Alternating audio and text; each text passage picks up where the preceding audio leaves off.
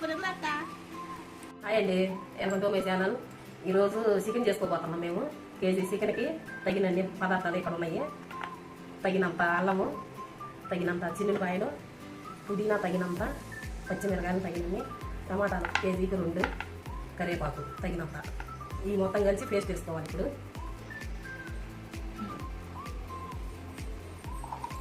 మిక్సీకి ఇలా పేస్ట్ వేసుకోవాలండి. ఈ 3 మాత్రం మిక్సీకి వేసుకోవాలా. ఇప్పుడు ఇలా కచ్చాపచ్చగా వేసుకొని ఇందులో మళ్ళీ కరివేపాకు వేసుకోవాలా. ఈ విధంగా ఇట్లా బాగా మెత్తగా వేసుకోవాలండి.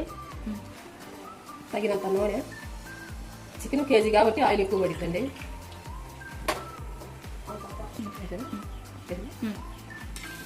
బిర్యానీ ఆకులు 2, ఒక మొగ్గ, 2 చెక్కలు, ఒక యాలకులు. బిర్యానీ ఆకు ఎందుకు వేసానంటే అది ఫ్లేవర్ బాగా ఇచ్చింది అండి, ఫ్లేవర్ ఇచ్చింది, అందువల్ల వేసినాను. తగినన్ని పచ్చిమిరకాయలు, ఈ పక్కన యాగాల.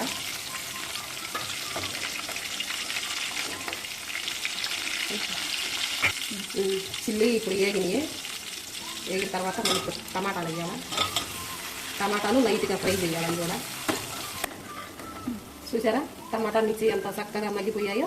ఇప్పుడు నెక్స్ట్ కరివేపాకు, పుదీనా, అల్లము, చిన్నులపాయలు ఈ మొత్తం పేస్ట్ వేసాం కదా, ఇది వేస్తాం. అయితే ఇది పచ్చివాసన పోయిందాక వేగనియాలి. చూడండి, ఇప్పుడు పచ్చివాసన అంతా పోయిందాక వేయాలకి. నూనె అంతా ఎంత పైకి వచ్చిందో ఇప్పుడు తగినంత పసుపు వేయాలి. చూడండి ఎంత చక్కగా ఎలా మగ్గిపోయేదో, ఎంత కలర్ఫుల్గా ఉందో. ఇప్పుడు మగ్గిపోయింది కాబట్టి ఇప్పుడు చికెన్ వేయాలా. చికెన్ వాష్ చేసి శుభ్రంగా వడగిన్నెలు వేసి మనం అందులో వేసుకోవాలి. కొంచెం వాటర్ ఉన్నా నీసు వాసన వచ్చింది, అదొకటి చెక్ చేసుకోండి మీరు. నెక్స్ట్ ఇట్లా కలబెట్టుకొని ఇందులో వాటర్ వస్తాయండి. మళ్ళీ ఆ వాటర్ అన్ని ఇనిగిపోయిందాక మనం వేట్ చేయాలా. చూసిరా వాటర్ అంతా ఇనిగిపోయింది, అది ఆయిల్ వచ్చింది. ఇప్పుడు తగినంత ఉప్పు వేస్తున్నా. సాల్ట్ అయితే పెద్దగా టేస్ట్ రాదండి, అందుకని నేను కళ్ళు ఉప్పు వాడుతున్నాను. నెక్స్ట్ కారం వేస్తున్నానండి, 2 స్పూన్లు కారము. మీరు కొద్దిగా కారం స్పైసీగా తినాలనుకుంటే కొద్దిగా 1 స్పూన్ వేసుకోవచ్చు. తగినన్ని వాటర్ పోసిన తర్వాత ఒక 15 నిమిషాలు మూత పెట్టి బాగా ఉడికించుకుందాము. చికెన్ ఉడికేలోపు చిన్న కళాయి పెట్టుకొని మసాలాకి ఈ చికెన్ ఉడికేలోపు ఈ లోపల అంతలోకి చిన్న కళాయి కూడా పెట్టుకొని మసాలాకి వేయించుకుందాము. తగినన్ని ధనియాలు,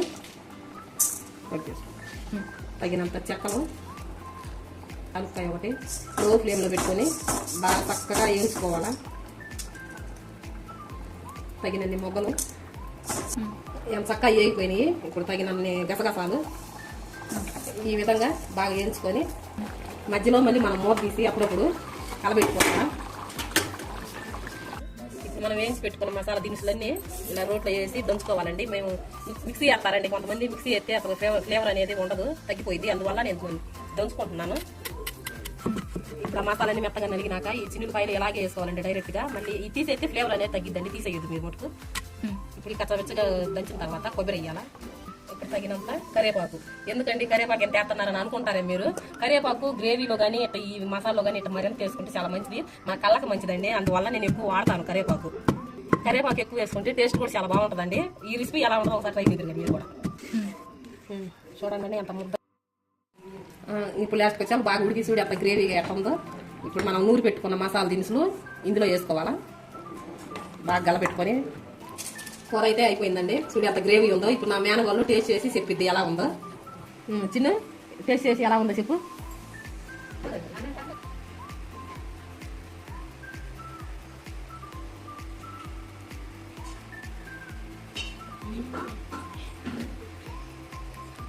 Super mata.